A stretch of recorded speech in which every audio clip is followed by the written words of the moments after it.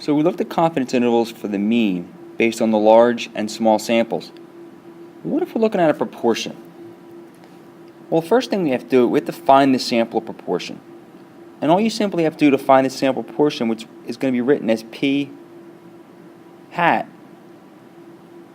you have to take your X value, the number of people that say yes, or the number of successes, and divide by your total number. And this is how you're going to find your P hat value. So say, for example, there are 30 people in a room. Of those, 12 of them are females. You would simply do 12 divided by 30, and that will give you your P hat value to find the proportion of girls in the room. The formulas are going to be very similar. Again, we're going to be looking to try and find the parameter, so we're going to use our sample statistic, in this case our P hat value, and we're going to add our margin of error. Our margin of error for proportions is always going to be based on Z, and it's going to be based on the standard error, which in this case is going to be your P value times your Q value.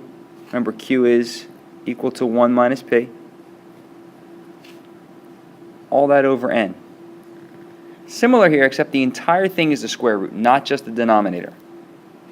This, again, just like it was for our confidence intervals for the mean, is referred to as my margin of error.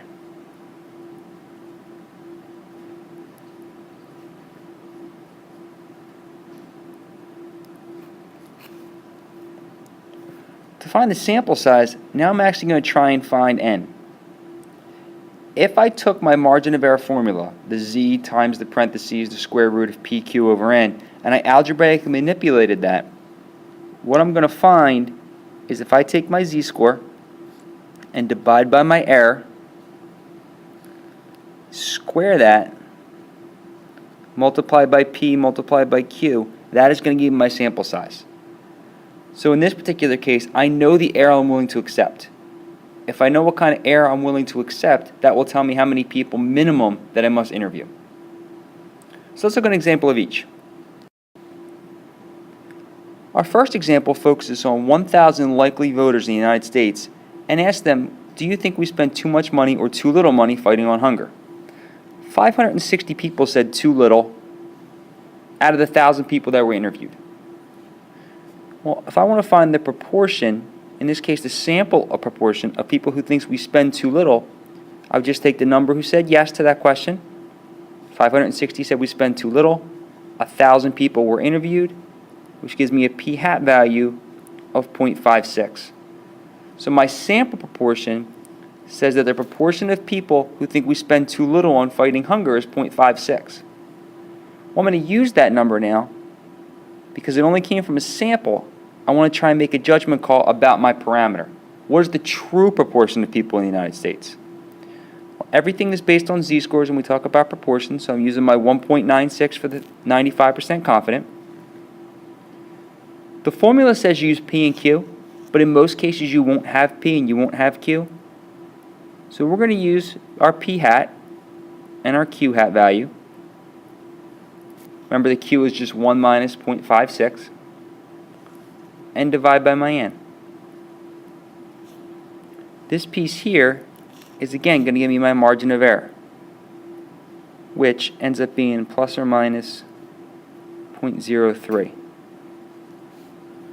So if I find my interval, I'm going from 0.53 to 0.59, and what I can say about this is we are 95% confident based on the data that the true proportion of people who feel that we spend too little on fighting hunger at home is between 0.53 and 0.59.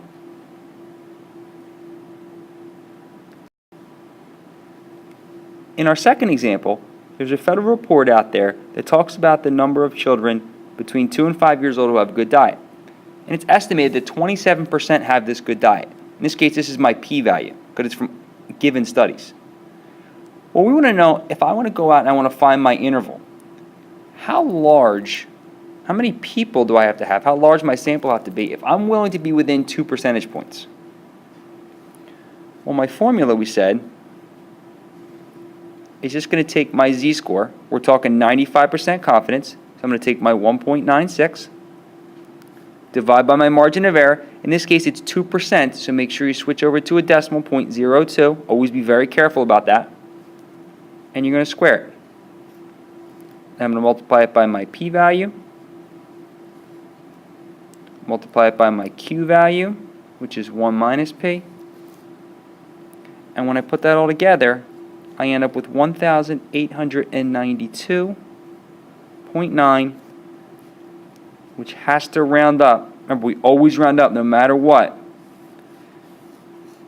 That if I want to go ahead and use this study, and I want to be within 2 percentage points of the actual percentage of 2 to 5-year-olds who have a good diet, I'd have to interview 1,893 children at a bare minimum.